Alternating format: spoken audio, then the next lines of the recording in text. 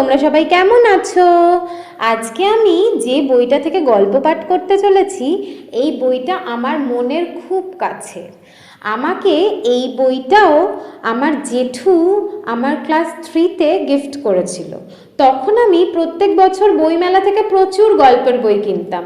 জেঠু আমাকে খুব উৎসাহ দিত গল্পের বই পড়ার জন্য। এখন যথারীতি আমার গল্পের বইয়ের প্রতি একটা অদ্ভুত ঝোঁক আমি ফিল করতে পারি। হয়তো সেটা ছোটবেলা থেকে এত ধরনের গল্পের বই পড়েছি বলে সেই জন্যই। তো আজকে আমি যে গল্পের বইটা থেকে গল্প পড়তে চলেছি, সেই বইটার নাম হলো ছুটির বাঁশি। এই বইটি সম্পাদনা করেছেন সঞ্জীব চট্টোপাধ্যায় এবং প্রণব সেন। আর গল্প পাঠে থাকছি আমি, সুরূপা রায়।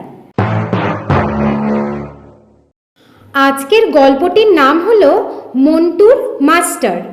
গল্পের লেখক শিবরাম চক্রবর্তী। বিএ পাশ করে বসে আছে মিহির। কি করবে কিছুই স্থির নেই। এমন সময় দৈনিক আনন্দবাজারে একটা বিজ্ঞাপন দেখলো কর্মখালির। কোনো বনেদি গৃহস্থের একমাত্র পুত্রের জন্য একজন বিএ পাশ গৃহশিক্ষক চাই। আহার ও বাসস্থান দেওয়া হবে, তাছাড়া বেতন মাসিক 30 টাকা। বিজ্ঞাপনটা পড়েই লাফিয়ে উঠল মিহির। এই রকমই একটা সুযোগ খুঁজছিল সে। খাওয়া থাকাটা অমনিই হবে, তাছাড়া 30 টাকা মাসে, কিছু কিছু বাড়িতেও পাঠাতে পারবে। এমএটাও পড়া হবে, সেই সঙ্গে সিনেমা ফুটবল ম্যাচ দেখার মতো পকেট খরচারও অভাব হবে না। একবার তার মনে হলো এই বিজ্ঞাপনটা এর আগেও যেন সে দেখেছে আনন্দবাজারে। হ্যাঁ, প্রায়ই সে দেখেছে, গত বছরও দেখেছে। তখনই তার ইচ্ছে হয়েছিল একটা আবেদন করে দেয়, কিন্তু তখনও সে বিএ পাশ করেনি। খুব সম্ভবত ছেলেটি একটি গবাকান্ত, তাই বেতন ভারী দেখে লোকে এগোলেও ছেলে আবার তার চেয়েও বেশি ভারী দেখে পিছিয়ে পড়ে। সে কিন্তু পিছবে না। প্রাণপণে ছেলেটাকে পড়াতে গিয়ে যদি পাগল হয়ে যেতে হয় তবুও। 30 টাকা কম টাকা নয়। তার জন্য গাধা পিটিয়ে মানুষ করা আর বেশি কথা কি, মানুষ পিটিয়ে গাধা বানানোও যায়। ভদ্রলোক অতগুলো টাকা কি মাগনা দিচ্ছেন? বিকেলেই মিহির সেই ঠিকানায় গেল। বিয়ের সার্টিফিকেটটা সঙ্গে নিয়েই গেছিল, কিন্তু ভদ্রলোক তা দেখতেও চাইলেন না। কেবল মিহিরকে পর্যবেক্ষণ করলেন আপাদমস্তক। মিহিরই যেন মিহিরের সার্টিফিকেট। মিহির খুশি হলো এতে। অবশেষে ভদ্রলোক বললে, তোমার জামাটা একবার খোলো তো। মিহির ইতস্তত করে। জামা খুলতে হবে কেন? সে বুঝতে পারে না। আপত্তি আছে তোমার? না না, মিহির জামা খুলে ফেলে। 30 টাকার জন্য জামা খোলা কেন? যদি জামাই হতে হয় তাতেও সে রাজি। তুমি এক্সারসাইজ করো? একটু আধটু। বেশ বেশ। ভদ্রলোককে একটু চিন্তান্বিত দেখা যায়। মিহির ভাবে, এক্সারসাইজ করার অপরাধে চাকরিটা খোয়ালো না তো? নাই বলতো কথাটা, কিন্তু কি করেই বা সে জানবে যে ভদ্রলোক এক্সারসাইজের ওপর চটা? কিন্তু এও তো ভারী আশ্চর্য, সে গ্র্যাজুয়েট কিনা, কোন বছরে পাশ করেছে, এসব কিছুই তিনি জিজ্ঞেস করছেন না। আর একটা কথা জিজ্ঞেস করব তোমায়। মিহির পকেটের মধ্যে সার্টিফিকেটটা বাগিয়ে ধরে। এইবার বোধহয় সেই প্রশ্ন আসবে। সে উত্তর দিয়ে চমৎকৃত করে দেবে যে বিয়েতে সে ডিস্টিংশন পেয়েছে। ভদ্রলোক মিহিরকে আর একবার ভালো করে দেখে নিয়ে বলল, তোমার শরীরটা নেহাত মন্দ নয়। ওজন কত তোমার? ওজন আকাশ থেকে পড়ে মিহির। অবশেষে কিনা এই প্রশ্ন, তা 2 মণের কাছাকাছি। বেশ বেশ, কিছুদিন টিকতে পারবে তুমি, আশা হয়। কি বলিস মন্টু, তোর এ মাস্টার মশাই কিছুদিন টিকে যাবে? কি মনে হয় তোর? মিহিরের ছাত্র কাছেই দাঁড়িয়েছিল। সে সায় দিল, হ্যাঁ বাবা, এ মাস্টার মশাইয়ের গায়ে অনেক রক্ত আছে। ভদ্রলোক অবশেষে তার রায় প্রকাশ করলেন। কিছুদিন টেকা আসার কথা, বেশ কিছুদিন টেকাটাই হলো আশঙ্কার। যাক, সবই ভগবানের হাত। মন্টু বাধা দিল, ভগবানের হাত নয় বাবা, ছাড়। চুপ, কথার উত্তরে কথা কস কেন? কিছু বুদ্ধিশুদ্ধি হলো না তোর? হ্যাঁ দেখো বাপু, পড়াশোনার সঙ্গে এটিকেও এসে শেখাতে হবে। পিতামাতা গুরুজনের ওপর কথা বলা, অতিরিক্ত হাসা, এইসব মহৎ দোষ এর সারাতে হবে। বেশ, আজ থেকেই ভর্তি হলে তুমি। 30 টাকাই বেতন হলো। মাসের 1 তারিখেই মাইনে পাবে, কিন্তু একটাই শর্ত আছে, পুরো 1 মাস না পড়ালে, এমনকি একদিন কম হলেও 1 টাকাও পাবে না তুমি। 5 দিন 10 দিন পড়িয়ে অনেক প্রাইভেট টিউটর ছেড়ে চলে গেছে, সেরকম হলে আমি বেতন দিতে পারি না, সে কথা আমি আগেই বলে রাখছি। মন্টু বলল, একজন কেবল বাবা 29 দিন পর্যন্ত ছিলেন, আর একটা দিন যদি কোনো রকমে থাকতে পারতেন, কিন্তু কিছুতেই পারলেন না। থাম তুই, তা তোমার জিনিসপত্র সব নিয়ে এসো গো, আজ সন্ধে থেকেই ওকে পড়াবে। মন্টু যা, মাস্টার মশাইয়ের ঘরটা দেখিয়ে দে, আর ছোটুরামকে বলে দে বেতন নিবারককে মাস্টার মশাইয়ের বিছানা পেরে দিতে। আগাগোড়াই অদ্ভুত ঠেকছিল মিহিরের, কিন্তু 30 টাকা, একসঙ্গে 30 টাকা মাসের 1 তারিখে পাওনাটাও কম বিস্ময়ের নয়। চিরকাল মাস গেলে টাকা দিয়েই সে এসেছে, কলেজের টাকা, মেসের টাকা, খবরের কাগজওয়ালার টাকা, এই প্রথম সে মাস গেলে নিজে টাকা পাবে। এই অনির্বচনীয় বিস্ময়ের প্রত্যাশায় ছোটখাটো বিস্ময়গুলি সে গা থেকে ঝেড়ে ফেলল। সন্ধ্যার আগেই সে জিনিসপত্র নিয়ে ফিরল। বেশ ঘরখানি দিয়েছে তাকে, ভারী পছন্দ হলো তার। এমন সাজানো গোছানো ঘরে এর আগে থাকেনি কখনো। এক ধারে একটা ড্রেসিং টেবিল, পুরনো হোক, বেশ পরিষ্কার। একটা ছোট বুককেসও আছে, তার বইগুলো সাজিয়ে রাখলো তাতে। আর এক ধারে পড়াশোনার টেবিল, আর দুপাশে দুটো চেয়ার। বুঝলো এই ঘরেই পড়াতে হবে মন্টুকে। সবচেয়ে সে চমৎকৃত হলো নিজের বিছানা দেখে। ঘরের একধারে একখানা ছোট খাট, তাতেই তার শোবার বিছানা, চমৎকৃত গদি দেওয়া, তার উপরে তোশক, তার উপরে ধপধপ করছে সদ্য পাট ভাঙা বোম্বাই চাদর। ভারী ভদ্রলোকেরা, না, কেবল ভদ্র বললে এদের অপমান করা হয়, যথার্থই এরা মহৎ লোক। সত্যি খাটে শোবার কল্পনা ছিল না, জীবনে কখনো সে গদিজোড়া খাটে শোয়নি। আনন্দের অতিশয্যে সে তখনই একবার গড়িয়ে নিল বিছানায়। আহ, কি নরম! আজ খুব আরামে ঘুমোনো যাবে। খেয়ে দে সে তো এসেছেই, আজ আর কোনো কাজ নয়, এমনকি মন্টুকে পড়ানোও না। আজ কেবল ঘুম, তোফা একটা ঘুম, বেলা 8টা পর্যন্ত। মন্টু এলো বইপত্র নিয়ে। মিহির প্রস্তাব করলো, এসো খাটে বসেই পড়াই। না স্যার, আমিও খাটে বসবো না। মিহির বিস্মিত হলো, কেন? আপনি মাস্টার মশাই গুরুজন, আপনার বিছানায় কি পা ঠেকাতে আছে আমার? বাবা বারণ করেছেন। ও তাই, তা চলো চেয়ারেই বসি গে। ক্ষুণ্ণ মনে সে চেয়ারে গিয়ে বসলো। কিন্তু যাই বলো, বেশ বিছানাটি তোমাদের, ভারী নরম, বেশ আরাম হবে ঘুমিয়ে। দেখি তোমার বই। বিনস, বিনস মানে জানো? মন্টু ঘাড় নাড়ে। বিনস মানে বরবটি।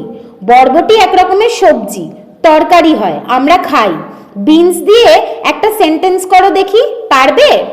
মন্টু ঘাড় নেড়ে জানায় হ্যাঁ, তারপর অনেক ভেবে বলে, আই হ্যাড বিন দেয়ার। মিহির অত্যন্ত অবাক হয়, এ আবার কি? উহ, এতক্ষণে সে বুঝতে পেরেছে কেন সব মাস্টারমশাই পালিয়ে যায়। গবাকান্ত বলে গবাকান্ত? মরিয়া হয়ে সে জিজ্ঞেস করে, তার মানে কি হলো? মন্টুও কম বিস্মিত হয় না। তার মানে তো খুব সহজ, আপনি বুঝতে পারছেন না? সেখানে আমার বরবটি ছিল। আই হ্যাড বিন দেয়ার, আমার ছিল বরবটি সেখানে। সেটাই ঘুরিয়ে ভালো বাংলায় হবে, সেখানে আমার। থামো থামো, আর ব্যাখ্যা করে বোঝাতে হবে না তোমায়। আই হ্যাড বিন দেয়ার মানে আমি সেখানে ছিলাম। মন্টু আকাশ থেকে পড়ে। তবে যে আপনি বললেন বিন মানে বরবটি, তাহলে আমি সেখানে বরবটি ছিলাম বলুন? মিহির সন্দেহ প্রকাশ করে, খুব সম্ভবত তাই ছিলে তুমি। বিন আর বিন, এটা কি এক জিনিস হলো? বানানে তফাৎ দেখছো না? এ বিন হলো বি ধাতুর ফর্ম। বাধা দিয়ে মন্টু বলল, হ্যাঁ বুঝেছি, আর বলতে হবে না আমাকে। অর্থাৎ কি না, এ বিন হলো মৌমাছির চেহারা, বি মানে মৌমাছি, আর ফর্ম মানে চেহারা, আমি জানি। বিস্ময় হতবাক মিহির শুধু বলে, জানো তুমি? হ্যাঁ, একটু আগেই জেনেছি। আপনি চলে গেলে বাবা বললেন কি না, তোর নতুন মাস্টার মশাই বেশ ফর্ম, তখনই জেনে নিলাম। মিহির কথাটা ঠিক ধরতে না পেরে বলল, তোমার চেহারা মৌমাছির মতো? জানতাম না তো, কিন্তু সে কথা যাক। সে বিনস মানে বরবটি, তা দিয়ে সেন্টেন্স হবে এই রকম, পিজেন্টস গ্রো বিনস, অর্থাৎ চাষারা বরবটি উৎপন্ন করে, বরবটি চাষ করে। বুঝলে? মন্টু ঘাড় নেড়ে জানায় বুঝেছে। অতটা ঘাড় নেড়ো না, ভেঙে যেতে পারে। তোমার তো আর মৌমাছির চেহারা নয় আমার মতো। বেশ, বুঝেছ যদি এই রকম আর একটা সেন্টেন্স বানাও দেখি বিনস দিয়ে।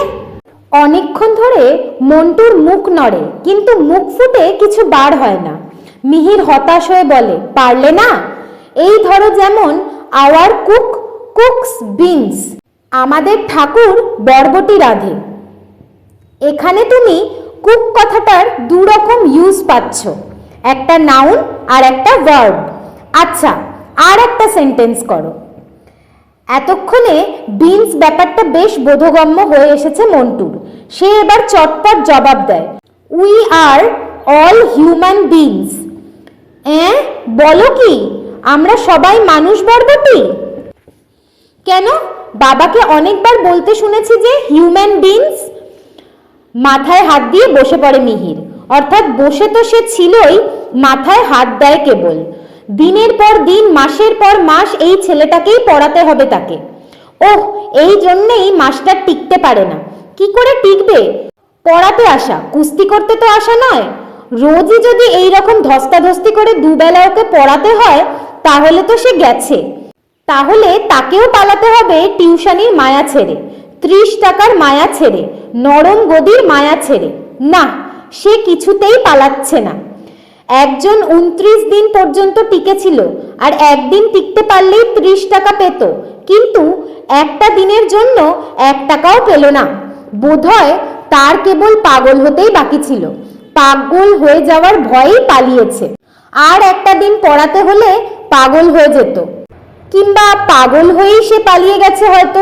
নইলে 30টা টাকা কোনোভাবে সুস্থ মানুষ ছেড়ে যায় কখনো? কি সর্বনাশ, ভাবতেও হৃদকম্প হয়। সে কিন্তু চাকরিও ছাড়বে না, পাগলও হবে না, তার দৃঢ় প্রতিজ্ঞা। মন্টু যা বলে বলুক, না পড়ে না পড়ুক, বোঝে বুঝুক না বোঝে না বুঝুক, মন্টুকে সে বই খুলে পড়িয়ে যাবে এই মাত্র। ওকে নিয়ে সে মোটেই মাথা ঘামাবে না। আর মাথায় যদি না ঘামায়, পাগল হবে কি করে? নির্বাকভাবে সে পড়াবে, কোনো ভয় নেই তার। তার গবেষণায় বাধা পড়ে। মন্টু হঠাৎ জিজ্ঞেস করে বসে, বেতন নিবারক বিছানা এর ইংরাজি কি হবে স্যার? বেতন নিবারক বিছানা আবার কি? সে একটা জিনিস, বলুন না, ওর ইংরাজি জেনে রাখা দরকার। ওরকম কোনো জিনিস হতেই পারে না। হতে পারে না কি, হয়ে রয়েছে। আপনি জানেন না তাহলে ওর ইংরেজি? সেই কথা বলুন। ওর ইংরেজি হবে পে সেভিং বেড। মন্টু সন্দেহ প্রকাশ করে, সেভিং মানে তো কামানো। ছোটুরাম আমাদের চাকর, সে বেতন কামায়? বেতন নিবারককে শোয় না তো? সে তাকে অনেকবার বলা হয়েছে, কিন্তু কিছুতেই সে শোয় না। সেই জন্যই তো এই চাকরটা টিকে গেল আমাদের। বাবা ভারী দুঃখ করেন তাই। কি সব হেয়ালি বকছো? ছেলেটির মাথা খারাপ নাকি? যাক, ওসব ভাবনা সে ভাববে না। সে প্রতিজ্ঞাই করেছে মোটেই মাথা ঘামাবে না এদের ব্যাপারে। একবার ঘামাতে আরম্ভ করলে তখন আর থামতে পারবে না। নির্ঘাত পাগল হতে হবে।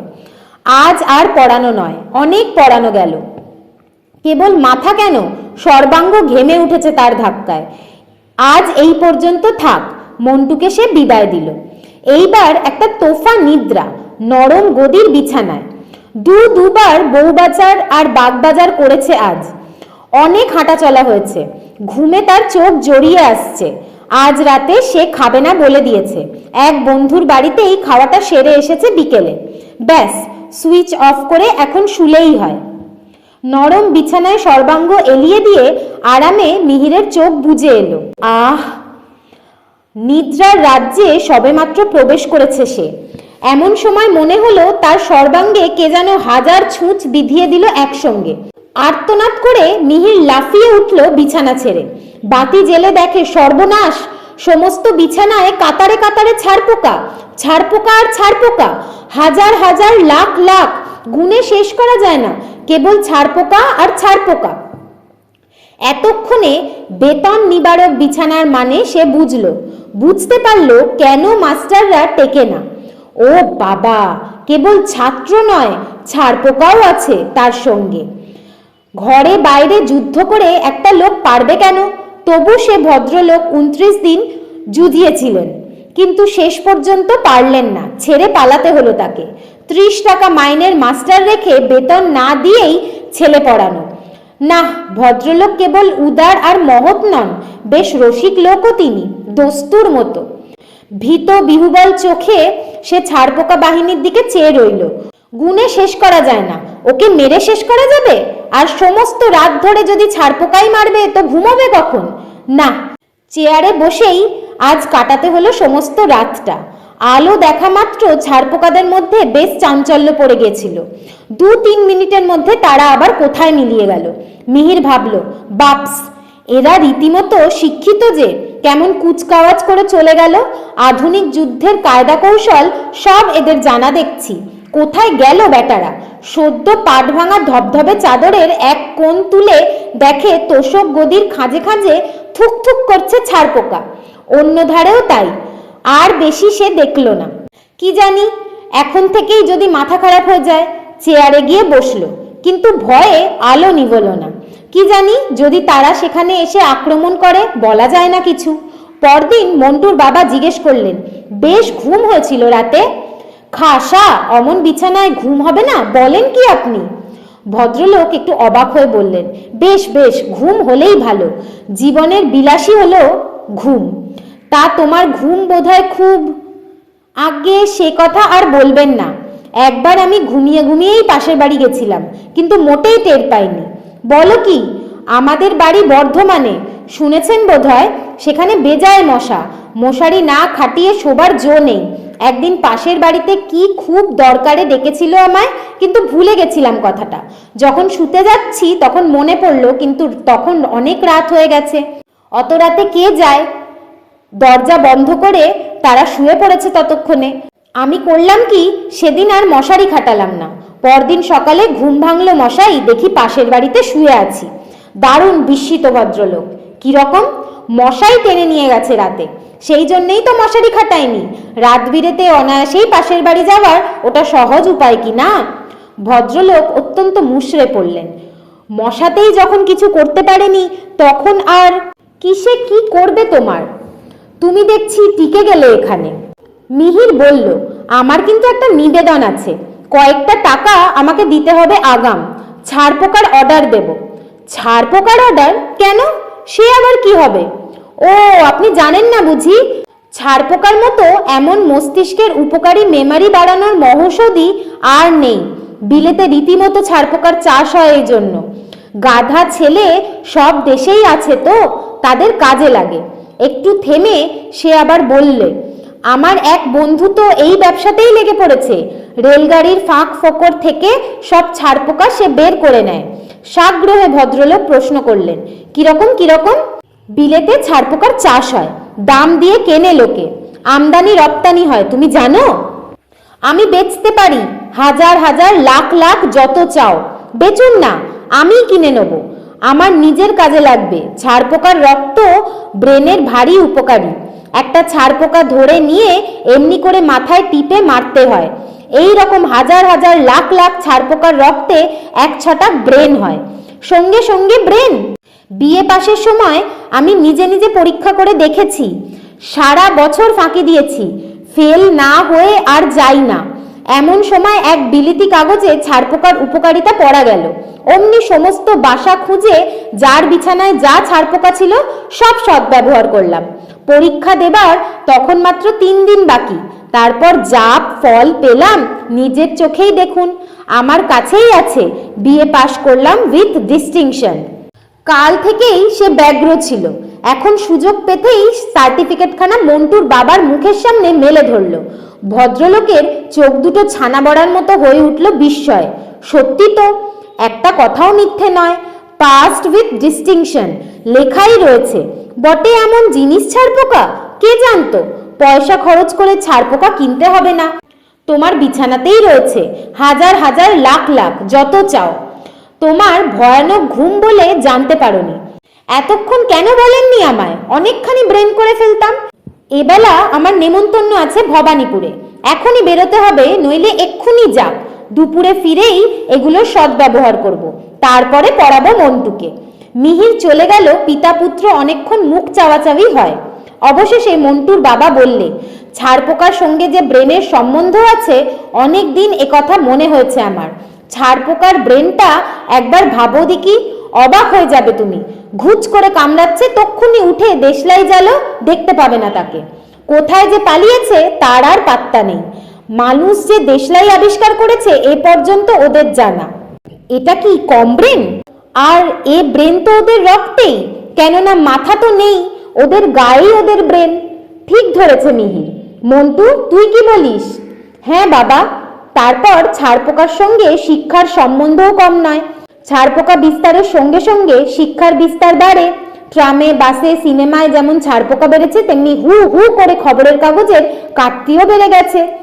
এই সেদিন বায়োস্কোপে আমাদের সামনেই 4.5 আনার সিটে একটা কুলি বসেছিল, তোর মনে পড়ে মন্টু? হ্যাঁ বাবা। সে তো লেখাপড়া কিছুই জানে না, 2 মিনিট বসতে না বসতেই 2 পয়সা খরচ করে একখানা আনন্দবাজার কিনে ফেললো সে। এতে শিক্ষার বিস্তার হলো না কি?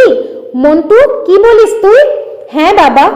চল তবে এক কাজ করি গে, তোর মাস্টার মশাই ফেরার আগে আমরা ছারপোকাগুলোর সদ্ব্যবহার করে ফেলি।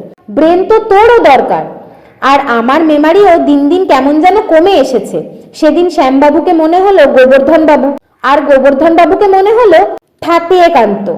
এ তো ভালো কথা নয়, কি বলিস মন্টু? হ্যাঁ বাবা। সন্ধ্যের পরে ফিরল মিহির। কাল সারা রাত ঘুম নেই। তারপর আজ সমস্ত দিন বন্ধুদের আড্ডায় তাস পিটিয়ে এমন ক্লান্ত হয়েছে যে ঘুমোতে পারলে বাঁচে। সে আজ আলো জ্বালিয়েই শোবে। আলোতে যদি না আসে বেটারা, এখন নম করে মন্টুকে খানিকক্ষণ পড়াতে পারলেই ছুটি। মন্টু বই নিয়ে আসতেই সমস্ত ঘরে একটা বিশ্রী দুর্গন্ধ ছড়িয়ে পড়ে। নতুন ধরনের এসেন্স মেখেছো নাকি কিছু? ভারী গন্ধ আসছে তোমার গা থেকে। মিহির জিজ্ঞেস করলো। গা নয়, মাথা থেকে স্যার। কিসের গন্ধ? ছারপোকার। আপনি চলে যাওয়ার পর বাবা আর আমি দুজনে মিলে চেতন নিবারকের সমস্ত ছারপোকা শেষ করেছি। ছোট্টরামকেও বলেছিলাম, কিন্তু সে বেটা মোটেই ব্রেন চায় না। আর একটাও ছারপোকা নেই আপনার বিছানায়। হি হি হি। সিংহনাদ করে মিহির চেয়ার ছেড়ে লাফিয়ে উঠে বিছানায় গিয়ে শটান শুয়ে পড়ে। মন্টু তো হতভম্ব। দারুণ চিৎকার শুনে মন্টুর বাবা ছুটে এলেন। কি হয়েছে রে মন্টু, কি হলো? ছারপোকা নেই শুনে মাস্টার মশাই অজ্ঞান হয়ে পড়েছেন। তা তুই বলতে গেলি কেন? শোকের প্রথম ধাক্কা ওরকমই হয়, বারণ করলাম না তোকে? অতগুলো ছারপোকার মৃত্যু শোক কম কথা তো নয়। আমি কি করে জানবো উনি অমন করবেন? মুখে জল ছিটালে জ্ঞান হয় শুনেছি। ছিটবো বাবা? অজ্ঞান অবস্থাতেই মিহিরের গলা দিয়ে বেরোলো, হুম। মন্টুর বাবা বলেন, কাজ নেই। জ্ঞান হলে যদি কামড়ে দেয় রাগের মাথায়। শোকের প্রথম ধাক্কাটা কেটে যাক, 1-8 দিন অজ্ঞান হয়ে থাকলেই সেরে যাবে। সময়ই একমাত্র ওষুধ হচ্ছে শোকের। কথায় বলে time is the best healer. কি বলিস মন্টু? হ্যাঁ বাবা। মিহিরের জ্ঞান হলো তার পরের দিন সকাল 8টায়। আজকের গল্পটি এখানেই সমাপ্ত। তোমাদের যদি আমার পাঠ করা গল্পটি ভালো লাগে তাহলে please subscribe this channel, like, share and comment.